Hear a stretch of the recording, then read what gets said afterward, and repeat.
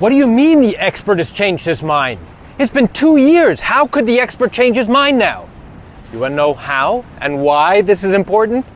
Come join me on this walk through this deserted island as I share with you the answer to that question. Hi, I'm Gerry Oginski. I'm a New York medical malpractice and personal injury attorney. You brought a lawsuit against your doctor claiming that he was careless, causing you significant harm and injury. Your attorney hired the best medical expert he could find, who, after reviewing all of your medical records, determined that yes, your doctor was careless, and that his carelessness was a cause of your injuries, and that your injuries are significant and permanent. Now, your case goes through the entire litigation process. It takes you 2 years for you to complete discovery in your case.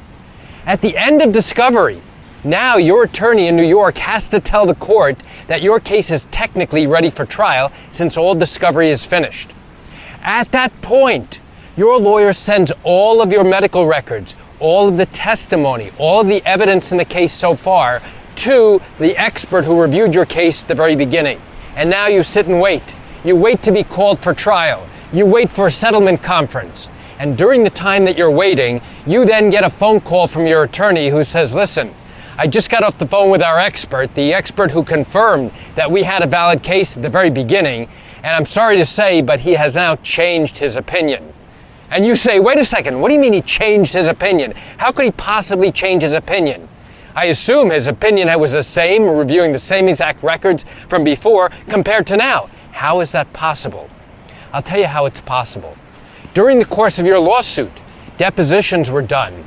The various doctors and witnesses who testified during their pretrial testimony in your particular case shed light on certain information that was actually missing at the very beginning of your case, at the very beginning when your expert initially reviewed the records. And now, based upon that information, based upon additional medical records that came to light, your expert has now come to the conclusion that you do not have a valid basis for a case anymore.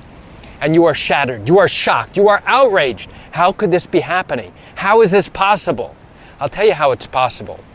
If this expert had all of those records, had all of that information at the very beginning of your particular evaluation, then, in this instance, the expert would have told you that you did not have a valid case. The expert would have told you that he could not support your claim that your doctor was careless and that his carelessness was a cause of your injury. If the expert had all of that information at the very beginning, he would have told you, sorry, I can't help you. You're going to have to look for somebody else to see if they can support your case. So now what do?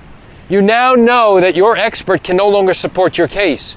Well, you're going to have a problem, and it's actually a twofold problem. Shortly after your attorney notifies the court that your case is technically ready for trial, that starts the clock ticking as to when and if the defense is going to make a request to the court to throw your case out before you ever get to trial. That's known as making a motion for summary judgment. When the defense makes a motion to try and get your case thrown out, a motion for summary judgment, they must now present all of the evidence, all of the testimony, all of the documents that have gone on during the discovery phase of your case.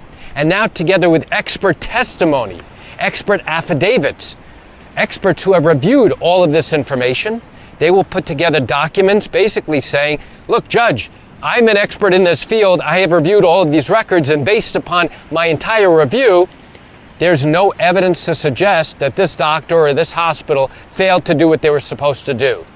Now, we have to oppose all of those things, all of those claims and all of those arguments. If we don't, your case is going to get thrown out, right? And the only way we can oppose this argument, the only way we can oppose this summary judgment motion is with our own expert or experts. But I've just told you that this expert, who has now re-reviewed all of the material, has told you, sorry, but I can't support your claim. So obviously we can't use this expert to support opposing the defense's request to throw your case out. So what's your option? What is our option? Our only option at that point is to try and find another expert or experts to support our case.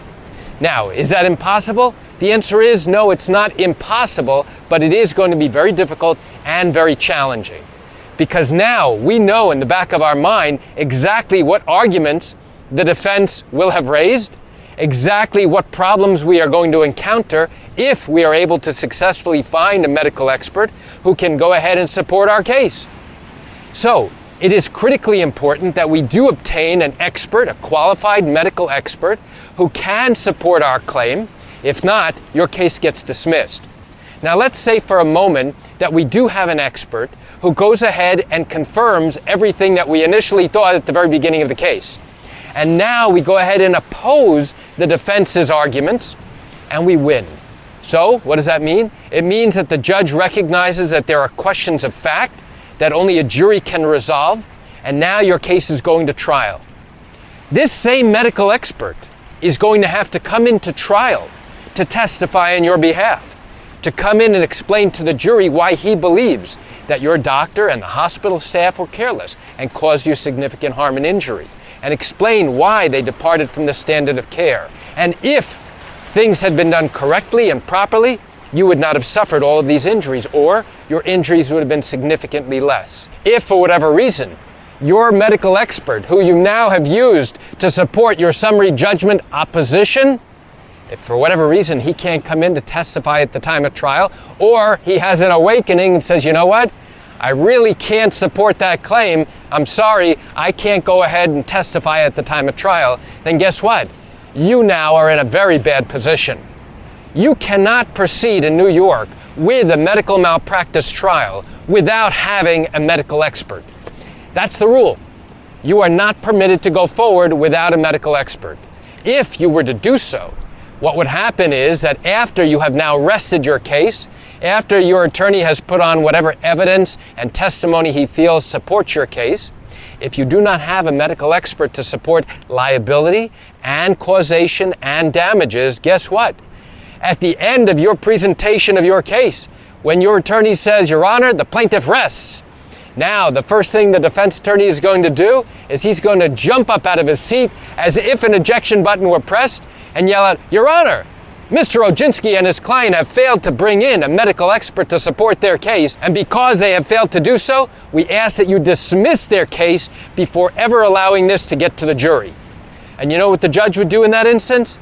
The judge would have to agree, because in New York we are required to have a medical expert to support your claim, confirming that yes, you do have a valid case, that yes, the doctor violated the basic standards of medical care, and as a result of that, you suffered harm and injury. Without a medical expert, your case will get dismissed. So why do I share this quick information with you? I share it with you to open up your eyes, to help you understand and realize how these types of cases work in New York.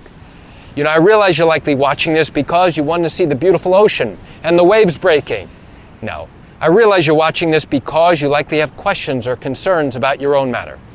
Well, if you have not yet started a lawsuit and your matter happened in New York and you still have questions that need to be answered, what I invite you to do is pick up the phone and call me. You know I answer questions like yours every single day, and I'd love to chat with you. You can reach me at 516-487-8207 or by email at Gerry, Gerry, at oginski-law.com. That's it for today's video. I'm Gerry Oginski. Have a fantastic day.